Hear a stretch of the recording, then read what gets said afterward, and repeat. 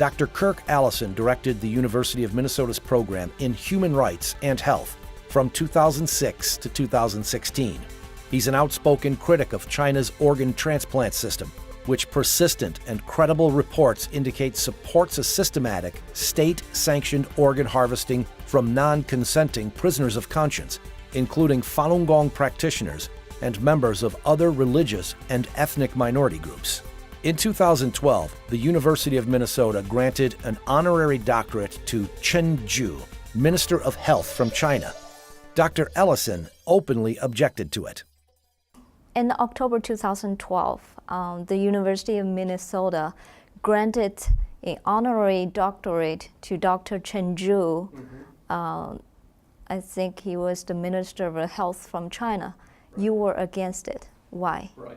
In my view, it's not proper to provide an honorary doctorate for an individual who is sitting administratively at the top of a system in which prisoners in a death penalty system in which there's insufficient representation in particular, in which there have been confirmed reports of prisoners of conscience being executed or being sources of organs, etc., to receive an honorary doctorate.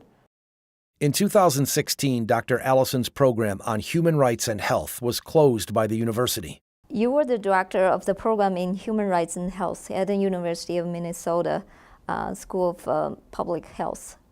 And now that program was closed, right? Right.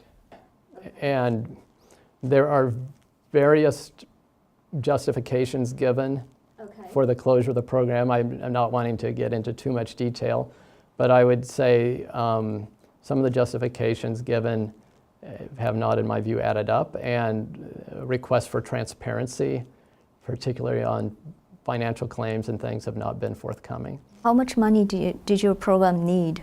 It was not a great deal in terms of these things, and ironically, the year when it was closed, our income from tuition, even from the courses we did, far exceeded what our budget was and had been going up.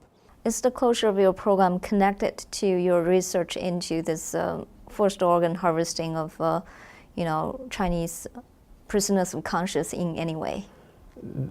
Probably not primarily, though. There's a question of if something is a burr under the saddle for some time in various areas, maybe does that count against, So it's a little hard to say. Even if the university didn't say this is related to China and stuff, but one cannot help thinking, there's opportunity cost of, getting China upset because the university is dependent on Chinese students and stuff. Right. On the other side, it's you. There's been a lot of discussion about this kind of thing. Even when David Mattis came one time to talk, there was a situation in which somebody in an administrative structure wanted to look at the flyer that was being used to advertise the talk, which was extraordinary, right? Because at the time there was some sensitive program that was about to launch that was related to China. Right. And so there can be a kind of self-censorship that kicks in. And if you're wanting to be one of the top 3 universities or one of the whatever, it's hard to do all of that and not play ball with 1/5 of the world's population. The university is paying a price, and part of that price is you and people like you, right? Well, it may be in certain circumstances, Right. And in that sense, one may end up being, quote, collateral damage, right? But do they care about the price they pay? Cost you and your program?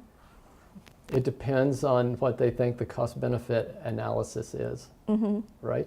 But what do you think? Well, I feel sorry for the students.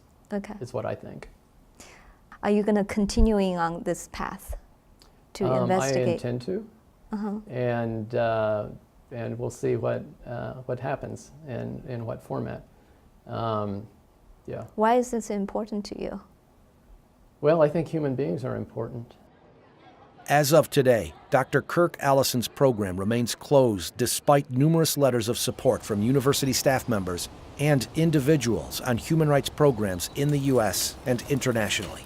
The University of Minnesota has not responded to Zooming In's request for an interview about the closure of the program in human rights and health.